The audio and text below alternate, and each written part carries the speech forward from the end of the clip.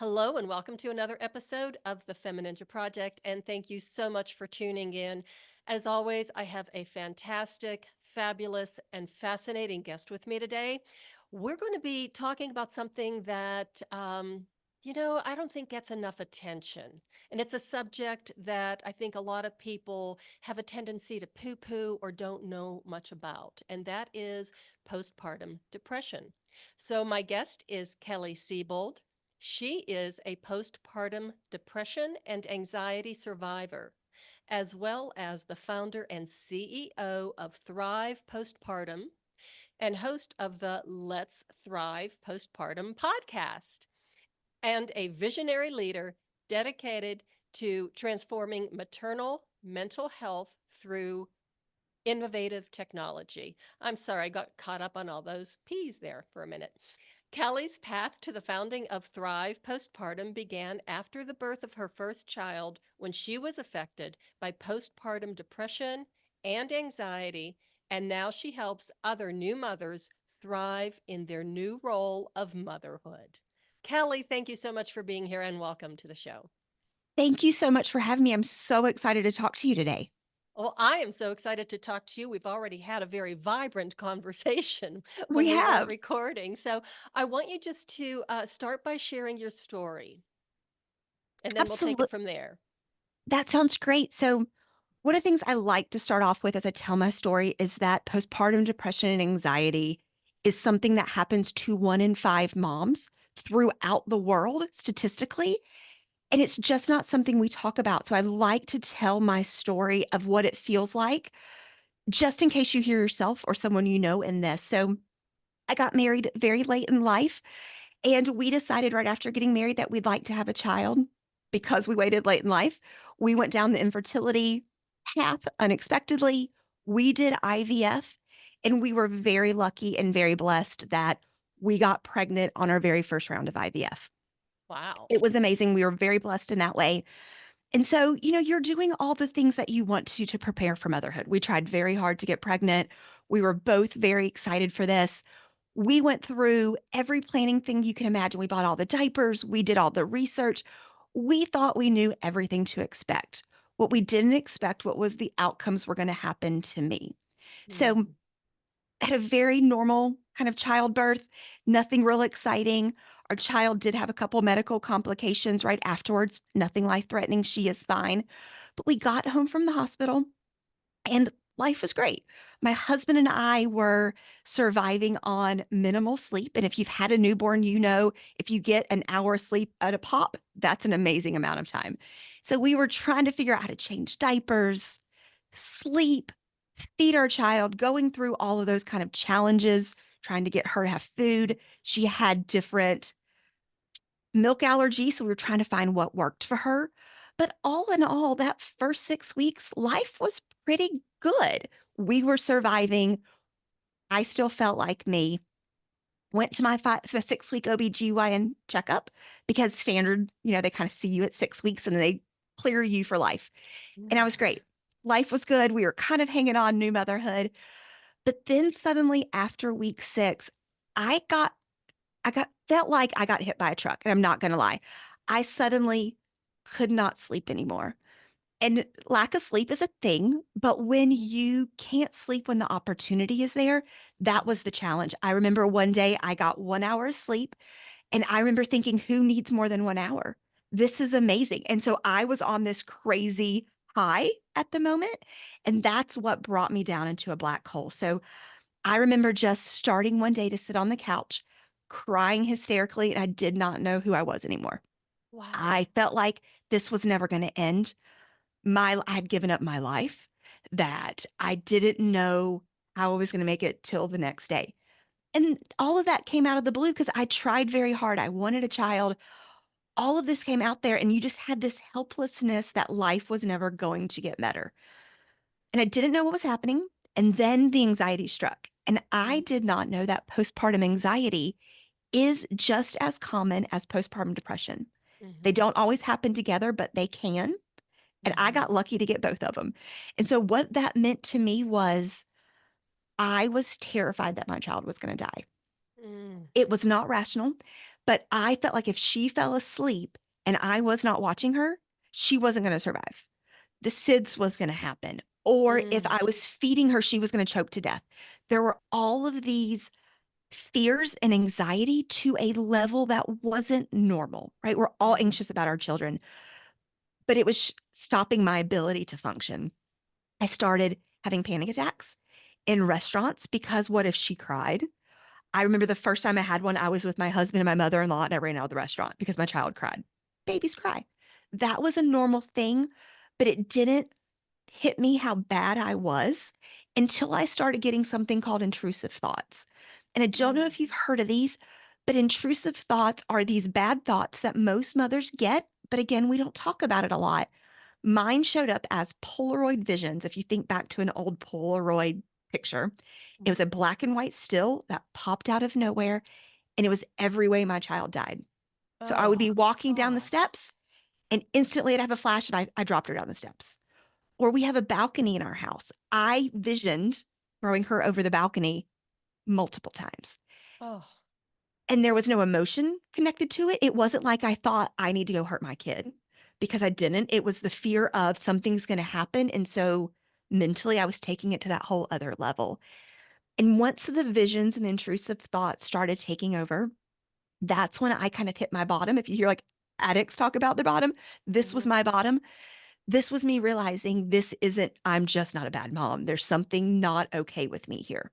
mhm. And so Now, that when this started, was going on, were you sharing this with your husband or he, were you keeping it to yourself? that's a great question. So he knew that I was sad. And I did talk about that. I talked about my stress, but I didn't know how to say, I need help. Mhm, I feel like I've lost myself. I couldn't articulate very well what was happening. And I mhm, did not share the intrusive thoughts because my fear was, what if somebody says you're a harm to your child? I'm going to take them. Or worse, mhm, you're a bad mom, right? mhm, So all of this was there. So he could tell looking back, we've talked about it. I wasn't me, mhm, but he didn't know, I think, how deep I was. And mhm. so one of the things I'd love to, as we're talking about this, is if you see this in your child, your daughter, your friend, your spouse, Your there are neighbor, your neighbor, your person who goes with coworker. you. Exactly. There are things that you can notice. A lot Mhm, of moms just think this is a normal transition to motherhood. And so we just suffer. And so mhm, I think the more that we can talk about what it feels like and what it looks like from the mhm, outside to mhm. say you need help. And it's not a bad thing. Okay, and I want to ask another question. This Yes, might seem like a silly detail, but I think it's important. When you ran out of that restaurant, did you take the baby with you or did you? Okay, so you I grabbed did. the I'm kid and shaking my ran. head. I took my child and ran. And I did not know what a panic attack was. That was a Hmm. very hard conversation my husband had with me. And I think this was part of the this isn't okay because I took my child and I ran out and I got in the car and I drove home. Oh my goodness. Okay, and your mother-in-law was there too. My mother-in-law was there. They had driven separate because he'd picked my mother-in-law up. And so that was a this is not right. And also, why are you driving your child with a panic attack? I learned that lesson that day. And so it was a good moment because it was a conversation for my husband saying Hmm. something isn't right. Hmm. This isn't okay. And I will say it took me 2 years to take my child back to a restaurant because of that moment I had panic attacks. So like it kind of it lingers in certain Hmm. ways. Hmm. But I finally did, right? Had a panic attack in a restaurant, started having these intrusive thoughts. And that's when I realized this is more than just me. Somebody needs to help me. And so part of my journey is the fact that it's not easy to find care when you need it, from my experience. So I immediately called my OBGYN and she was wonderful. And she said, be here in an hour. And Hmm. I was. And so she put me on antidepressants. She talked with me and said, you need help. We can do this. Hmm. And I took drugs, but if you're listening, you may know it may take 4 to 6 weeks for antidepressants to kick in. And then it may not always work with side effects. So I had to go through two. So it was about a 3 month window to try to make the bottoms less low, but it didn't Hmm. really cure what was happening. It just made it Hmm. less low. So I decided I'd done therapy before my life. I'm a big fan of therapy. So I wanted to go to a therapist, but I wanted a therapist who wasn't going to judge me for the thought that I keep having these bad thoughts about my child. I wanted a Hmm. therapist who was specialized in maternal mental health. that Mhm. had gone to that extra schooling. And I'm in the state of South Carolina, and I could find one good practice 3.5 hours away. Okay, and that was going to be my next question. It's like, how common is it to have somebody who is in that much of a niche and that much of a specialty? It is hard in certain states. So there is an organization called Postpartum Support International. They Hmm. are funding and helping therapists get certified to care for moms in this way. So they are making a big impact on the therapist level, but it is still very hard to find in your area because they have to be licensed in your state. So I did virtual care 45 minutes once a week for probably 6 months. And that helped me realize what was happening to me and what intrusive thought was. Hmm. And over time, that did get better. But what I Hmm. learned from that experience is it should be much easier to find help wherever you are, Hmm. right? Because once you found a therapist, you had to get on a wait list. You had to interview your therapist. Was it somebody you wanted to tell your scariest moments to? And finding that was hard. But as I was working with her, she taught me a lot of wellness and self care things that you can do, talking about grieving your identity, talking about the nutrition and sleep impacts. How does meditation, mindfulness play into your healing paradigm? Hmm. And so it took quite a long time to bring myself up from the lows. Hmm. But prior to going down this road, I was a technology executive. I worked for large tech companies Hmm. running their marketing. And technology could fix so many things and Hmm. bring care to people in an easier way. And so Hmm. I ended up leaving corporate America and have started Thrive Postpartum to give moms a way wherever they are to find help, to find group support, find therapists that we can refer you out to, and ways to treat yourself and that education piece, because Hmm. so much of it is a challenge to find, and often you feel very alone. So, Hmm. how do you find help with others? Hmm. Okay, I have a couple of questions here. First of all, because now your little one is 2.5. 2.5. Yes. So I'm trying to go back in time. I time is really kind of funny for me. I lose track of it sometimes. Same. Now and especially because of COVID. I mean, that kind of got my time clock like way off. So was this during COVID or after COVID that you were pregnant? So she was born in the beginning of 2022. So we went through fertility treatments during COVID. Then I Wow. was pregnant during COVID. Shots were just becoming a thing right when I was pregnant, but we were extra careful because we didn't know what it did to pregnancy yet. We were kind of Mhm. waiting to see all the outcomes. And so we quarantined during all of Mhm. this, which social isolation is another risk factor for postpartum depression and anxiety Mhm. because you don't have that community, which so much is Mhm. needed to feel like who you are, right? To have that care. We were in a very tight cocoon of people, my husband, my mother, who was also quarantining, and then friends virtually because it was very hard to really be out in person. And then you didn't want to take a newborn once she was born into the world with COVID Right. because we still weren't sure what the outcomes were for children. So Right. it kind of added an extra layer of stress and Mhm. isolation to the whole experience. And that was exactly the point of my question because all of those environmental factors, not only in your own little tiny environment, your home life, but, in the world around us too, and some of the things that we were being told and, the fear mongering. And, it's just like, well, who do I believe? What do I do? And to be pregnant at the same time. So already your anxiety levels are starting to increase. Your nervous system is already on high alert. It is. And we were worried, was my husband going to be able to be at the hospital with me for delivery? Oh my Because for a God. while, hospitals only allowed mothers in and you were by yourself. And so Oh. we did learn a few months right before she was born, I was very pregnant, that they lifted the band and a husband could come in the door. So that was a stress reduced for us because at least we knew I wasn't by myself for the birth. I could not imagine. I mean, I heard horror stories, from other people, Me too. post COVID and stuff, but it was like, that is so inhumane. That is It is. so inhumane. It is. And so I am very, very grateful. And both of us, because that was a 5 day stay. I could not imagine trying to put him on a Zoom call for that experience and be alone. So my husband has been a rock throughout all of this. Uh-huh. I do want to share that 1 in 10 husbands also, or partners, I should say, doesn't have to be a husband, partners get postpartum depression and anxiety. And it's the same Mm. stress, sleep deprivation, transitions in life. And so if you get it, it's very likely that your spouse or your partner is also going to suffer because they're dealing with all of that in addition to fear what's happening to their partner. Mhm. Okay, so now I also want to bring up a question because we Yeah. talk a lot now postpartum, depression and postpartum symptoms and all that kind of stuff. Do you offer prepartum education of, hey, these are the things to look for. You're not going crazy. It happens to, this is the percentage. Give the statistics. Give them the outcomes. Yes. So on our podcast that you mentioned, Let's Thrive Postpartum, we do talk about what the pregnancy statistics are, a lot of that education to get moms more aware. And Mm-hmm. part of our mission is to start providing free education so that moms Mm-hmm. know.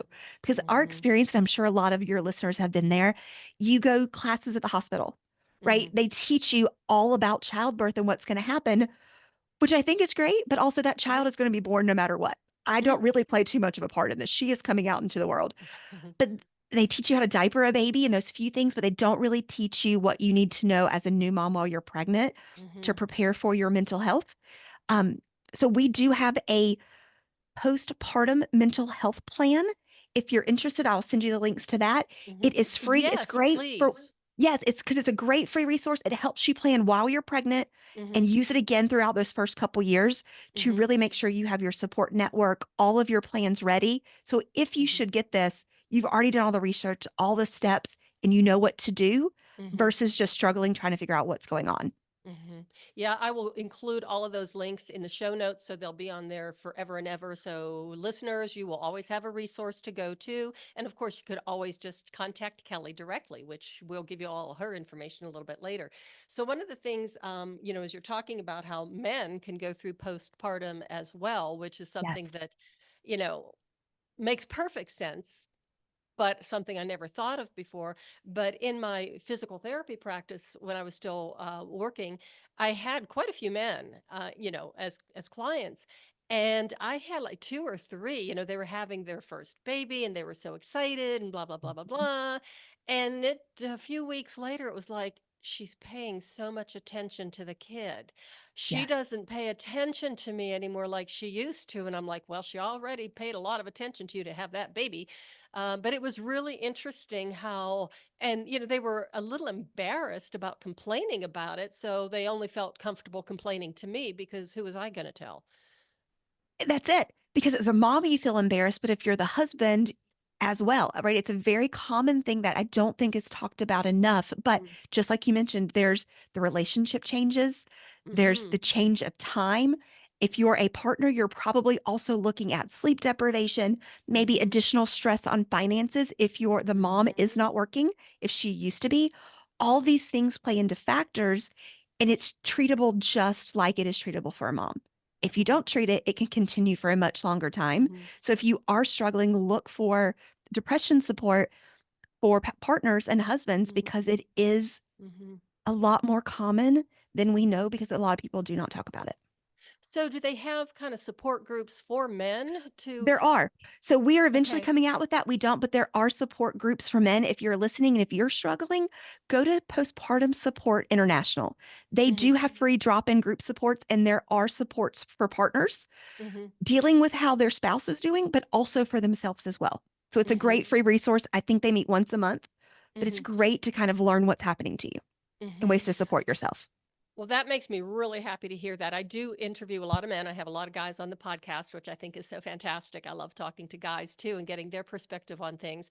But it seems like there's this resurgence in communications between men, and they are kind of seeing how they've been isolated. They feel like they've been demoralized a lot. So they come together and they share their problems, and they have these groups, and it's just this wonderful revolution, I guess, of men kind of rediscovering that they need to have their own community. Back in the day when I was growing up, they had beer gardens, and that's what the guys would do. Yeah. And they would just go to the beer garden, not to get drunk, but, have a beer and talk about family issues and stuff like that. So that was the way that they coped. I mean, my mom had three little girls in 4 years. So my dad was gone a lot because just self preservation. So you could imagine it wasn't just my mom going through it, it was him too. It is. And it's very isolating, especially with the newborn. I mean, It's very hard to take a newborn out into the world. There's a lot of Mhm, pressure that you need to be home helping if your wife is already struggling. So it is a very isolating experience. So finding a group of somebody mhm, who understands where you are and what you're going through, even if it's mhm, virtual, really can provide you some of that mhm, community. And I love that it's becoming more accepted and more normal now because we mhm, all need it. mhm, Like we just do. mhm. Well, and I think that when when we all experienced COVID, that's when our mental health started to really nosedive, and people started to talk about it and talk about their struggles, because I mean, it was so challenging and isolating, and we realized through that experience how much we really need each other, even if we don't like everybody we come across. That's fine, but to be able to communicate and have that kind of support. It is true, and they've also did studies based on COVID that if you can't be together in person, maybe your Hmm. friend group isn't going through it, but you know somebody that you've met at a support group somewhere else virtually is just as effective Hmm. for treatment as in person, right? In Hmm. person's always best, but virtual is just as effective when it comes to postpartum depression and anxiety. Hmm. So, do you work with people, with women one on one, or how is your coaching or your service? Tell us about that. Yeah. So, what we are building right now is a community based platform. Our goal Mm, is to provide psychoeducation. And we are looking at your care as a whole person. So we're looking at your body, your mind, your soul, and your role as a new mom. How can mhm, we support all of those areas? So we have drop in group supports that are led by licensed maternal mental health therapists mhm, specializing in this. mhm, We have experts who are coming in who are doing webinars, education. We're trying to provide that area where you can come and find everything you need. We have mhm, lactation support experts that we can point you to, different physiotherapists we can point you to. mhm. And then as we expand, looking into not just group, but traditional therapy as well. That's Okay. in our plans in the future. Okay. Right So, now, you provide, like physical therapy and that type of thing too. we provide resources Recommendations. for them, Hmm. recommendations. Yes. So we do a lot of educational videos looking at ways that you can teach yourself and work with your own pelvic floor. Didn't know pelvic Hmm. floor therapy was a big thing until after Hmm. having a child. How Hmm. do you bring meditation, yoga into Hmm. this? And then how do you become part of a group that meets regularly to Hmm. walk together through kind of your postpartum healing? Hmm. There are so many wonderful somatic movement modalities out there that really help. And, the yoga, the Tai Chi. There's something called Feldenkrais. I don't know if you've ever heard of that. It's a No, fantastic modality. It's just a movement modality that works with the nervous system and impacts the nervous system, accesses it in a very deep and powerful but gentle way with no judgment through movement. So that is a fantastic resource if anybody wants to look that up. that sounds like a great resource. We'll look that up as well. Because again, how can we bring in these different modalities Mm-hmm. so that we're not also providing, care through group support through licensed therapists, but that you can really work on treating yourself in between. My Mm-hmm. goal with this was it's great to have therapy, it's great to go on medication, but it's really hard at 3 in the morning. When my child was crying in the middle of the night, I was crying in the middle of the night. We've created a safe place for moms to come in, watch videos, learn education, chat with Mm-hmm. other moms who are going through it so you are not alone in those moments when you are most alone. Hmm. Absolutely. So then when did you decide that it was time to start a podcast? Because podcasting is so much fun and absolutely no stress whatsoever. It is so much fun. We started, I have a co-host. Her name is Ashley Moore. She's a licensed maternal mental health Uh-huh. therapist, also does therapy for us in Thrive. She and I decided probably we launched in May, so probably a month or two before, that what we want to do and part of our mission is to remove the stigma of postpartum depression and anxiety. We don't talk a lot about it as a society. It's getting better, but so many Hmm. moms have shame and guilt. As we Hmm. talked about, dads have guilt and shame around it as well. How can we remove that stigma? And to us, the best way about it is to sharing our stories, sharing other moms' stories, and talking about it. So if that you can see your spouse or your daughter or someone else in that situation, it's easy to Hmm. recognize and a good Hmm. way to point them for help. Hmm. Okay, so we're just going to highlight that again, recognizing when somebody needs help, because a lot of times if it's someone who's really close to you, if it's your daughter or, your daughter-in-law or somebody it's your sister or somebody you're really close to, you might not really want to recognize that this is a problem or, that you need help. And how would you approach, a mom that you can see is falling apart and is already pretty fragile? That is a great question. And so I like to bring it back to stats. If you think about it Hmm. statistically, it's across the globe. 1 in 5 new moms will get this. So if you think about your sisters, your cousins, your coworkers, your Hmm. friends, your cousin, whoever it would be, if you think about Hmm. 5 moms, one of them has had it. And so thinking with that lens that it is highly likely that somebody it really helps to know the warning signs that you can help them identify. Because a mom, one, may not know what's happening. She may just think this is when you're in it, it's very hard to recognize. Also, what does it look like? So I want to start with what does it feel like for a mom first, Hmm. because that kind of brings us back to what does it look like. So there are Hmm. some common things that moms say to themselves when this is happening. So I want Hmm. to start with those. I can be extremely sad or worried. A lot of Hmm. times she can say, I can't handle this. Hmm. It comes out somatically. Sometimes she can be having headache, GI pain, back Hmm. pain. One of the most common is that a mom will say, I am all alone. It doesn't matter if she's in a Hmm. room of people. I am all alone. Hmm. Also, I can't bond with my baby.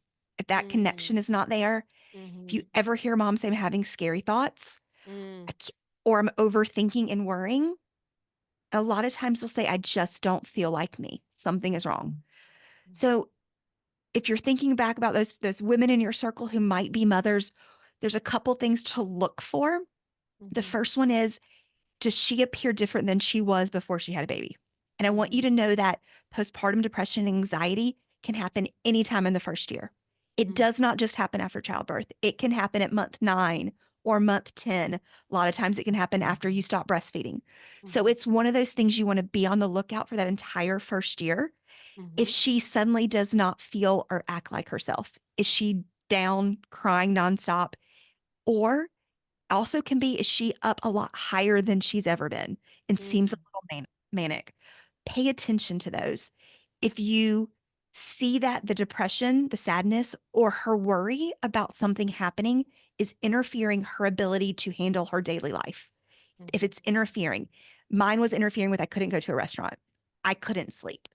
If you see something that it's changing her ability to function, that's when you may say there's something going on here. Hmm. One of the worst things you can say to a mom is you wanted to be a mom, you Hmm. picked this life, or Hmm. this is just what motherhood's like. You don't sleep. Hmm. There's already a lot of shame if you kind of recognized or if you're a Hmm. mom and you're asking for help. So anything you can do to be validating is a great thing to say, this can be hard. Let's talk to someone. And that's one of the best things you can do. You can always point her to our podcast. We share mom stories so she can Hmm. see, does she hear herself in these stories? Is it something that she recognizes? But there is help out there. Hmm. They've proven that medication, therapy, and self care really do make a big difference. Hmm. And a lot of times, as I mentioned, it's hard to know you're in it when you're in it. So Hmm. if you're listening, I really encourage you, if you see something, to have an open conversation with the mom and just say, I love you and I'm worried about you. Can we talk to someone? How are you feeling? And just open that. And a lot of times, if she starts crying or says Hmm. she's a bad mom or I can't do this, Hmm. that's not normal transitions to motherhood. Hmm. Motherhood is hard, but if you see something a little bit deeper there, we really encourage you to look out for help because it is treatable. And the sooner you get support, the sooner she can feel better Hmm. and be a better mom, right? Because we Hmm. all want to be a good mom to raise healthy babies. Hmm. And this really impacts that ability. Well, I'm really glad you brought up that the validation part of it and validating, that something's wrong, that, mom's feelings or whatever, because even before you started talking about that, I wrote down in my notes dismissive. Because Yes. I'm sure a lot of these women are being kind of like dismissed, like, oh, you're just having a bad day, go take a nap, go do, eat some chocolate, whatever. That there could be, especially if it's maybe somebody close to them, either the husband or a family member that doesn't want to admit, hey, there might be something wrong. I'm embarrassed that, we've got this air quotes here, mental health issue, that they might try and be dismissive. And I think that that would just compound the Yes. anxiety, depression, and stress on a mom.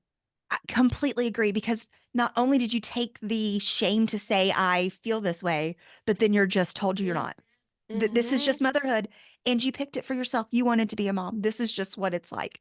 Get used to it. Those are some of the worst things that you can say. So if you're a mom, what we have heard from numerous moms that we've worked with over and over again is there are people who are very dismissive, whether it's your Mm-hmm. partner, whether it's a doctor. Mm-hmm. Find that person that you feel most connected to, that you feel Mm-hmm. safe to, and say, I need help. Can you help me with something? Help me Mm-hmm. find someone. You see your pediatrician a lot that first year. And while they're not a mental health therapist, they can point you in the direction of Mm-hmm. places that can help you. There's also a scale. It's called the Edinburgh scale, and we have it on our website. Mm-hmm. But it's what they use for you to gauge how you've been feeling over the past week. And it's Mm-hmm. just a good indicator for you to say, oh, there might be something wrong. So, Kelly, I just decided that maybe you should write a book, or you could write a book, Things Not to Say to a Postpartum Mom. I think I should because it really is. And I think, and I will say this, I am the last of my group of friends. I had a child in my 40s, which is also later in life moms, more likely it's a risk factor to have postpartum Mm-hmm. depression, anxiety. I learned I showed up wrong to all of my friends who had children, and I went on an apology tour. I did. So, other things that you should just know I did, I showed up to play with a baby and never once checked on a mom.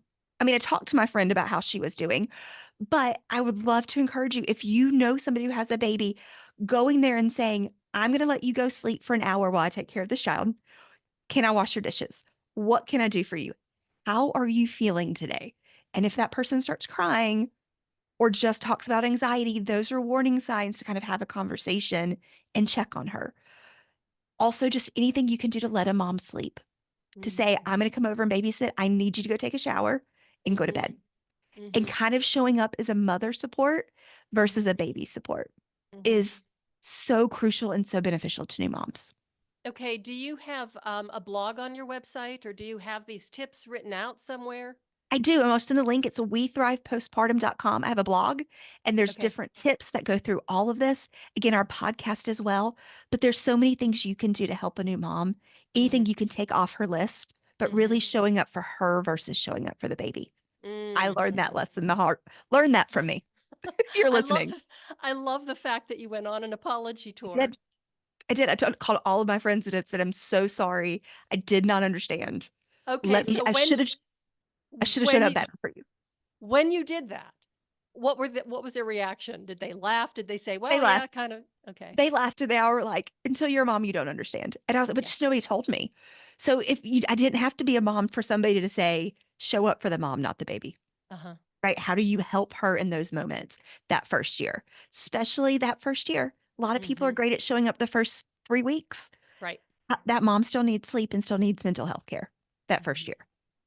Okay, so I want you to explain or talk about briefly something called mom rage, because, I knew what it was and I'm not a mom. Okay, so we do, again, we have a podcast episode on this. I've heard of mom rage. I remember my mom yelling at us when we did something wrong growing Mhm. up as a child. I understood that. That is not mom rage. That's parent No. discipline. Mhm. Mom rage is this unexplained, well, actually explainable, but this rage that comes over you in an instant Mhm. where you scream. I screamed at my 3-month-old. My 3-month-old did nothing wrong. I screamed in her face, and that was another, I need help. This isn't normal. You don't scream at children. And what it comes down to is they've kind of looked at and said, if you have unmet needs as a mom and you Mhm. are struggling, your cup is completely empty, and those moments will spin you into a cycle. I did not know how to ask for help when I had a Mhm. newborn. And so I felt like I had to do it all on my own, on Mhm. top of mental health challenges, and you snap.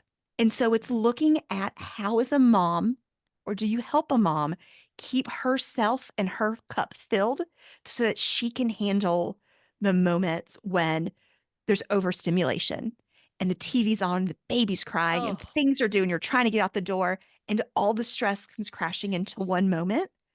You can help her by really saying, okay, long term, are you getting all the care you need? Mhm. You had 5 minutes to yourself today. You had a shower. those basic things can kind of help reduce mom rage because it comes really from just unmet needs and a lot of overstimulation. Mhm. Wow. I do have a really funny story Yeah. of mom rage with my mother. And it was at my sister, who was probably a teenager at the time, but Mhm. she actually threw a fork at her across the kitchen and it, it stuck in the wall. Oh my goodness. But I get it. I mean, there's so much going on. And, You don't you mean know, to. she really was pushing it. She was asking for it, and, she did duck, so she didn't get hurt, but yeah, Good. that fork went flying across the kitchen. It was funny. And mom rage is not just that first year, like you said, it is your Mhm, tiredness of being a mother, all those years, unmet mhm, needs. We also have a free guide that can help you work through any mhm, needs you have, how to ask for help, but also how to have those reconnecting conversations with your mhm, child or your partner to say, I'm going to do this differently next time. Here's what happened. mhm. Let's talk about repair after that happens as well. So, my mom had 5 girls, so, the fact that she didn't go into mom rage a lot, Yes, really says a lot because 'cause I'm sure we pushed the envelope many times. it does. That would be a challenge. We are a one and done child. We love her, and I couldn't imagine having 5 girls, but also how much fun to grow up in that household. It was fun sometimes, and other times it was just chaotic, and other times it was like, "Wow," the fur was flying, yeah, but, to this day, I'm just shocked that my father lived as long as he did, so it truly is amazing. So, Kelly, how can the listeners get a hold of you? How can they connect with you? How can they support you, find you? Just give us some of the links. Of course, this is going to be in the show notes forever and ever, but I really like the guests to be able to articulate because it makes it more personal. Well, thank you. So if you are looking for support, please check us out at wethrivepostpartum.com. We have monthly memberships you can cancel anytime. Also, you can buy it. It makes a great baby shower present. You can buy it a year for a mom because we help with struggles, even if it's not just postpartum depression and anxiety, all those relationship transitions as well. Also, we're a great free resource if you want to check us out on Apple or Spotify. It's let's thrive postpartum.com. And we are bring lots of great facts, mom stories, expert interviews. It's a great resource for a mom or someone who knows a mom and might be struggling. Hmm. Please check us out. And just want to remind everybody it's 1 in 5 moms. So it's a million women every single year that are just struggling in silence. So if you see a mom struggling, please just remind her that she's not alone in this. We are Hmm. here. Please connect her with us. We've been there. We understand, and she doesn't have to do it alone. Hmm. Kelly, thank you so much for being here. It has been an honor and a pleasure to talk to you and to have you on the show. And I'm so glad that, your little one is thriving and you are too, and you are really doing wonderful work. Thank you. And thank you so much for having me here, not only to tell my story, but hopefully a mom or a partner or spouse hears Hmm. this. And if it resonates with one mom and we've got a little that shame reduced, that makes me Hmm. feel like I'm making a difference in the world. So thank you Hmm. so much for having me on. And moms, you aren't alone in this. Absolutely not. And if you ever feel like you are alone, do please reach out for help. Yes, please email me. My email's on the website as well. Come find me. I can always be a support person to talk to. Excellent. So thanks again, Kelly. This has been awesome. Thank you so much.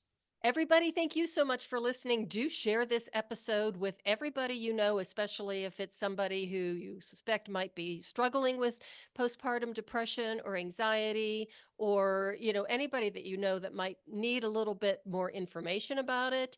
There's a lot of us out there who maybe have grandkids or daughters or cousins or whomever, coworkers that might need a helping hand because postpartum depression is real and we can help people. We can help new moms and make their lives a lot easier and make that transition into motherhood one that's absolutely the joyful experience that it's supposed to be. And that is the way of the FemiNinja.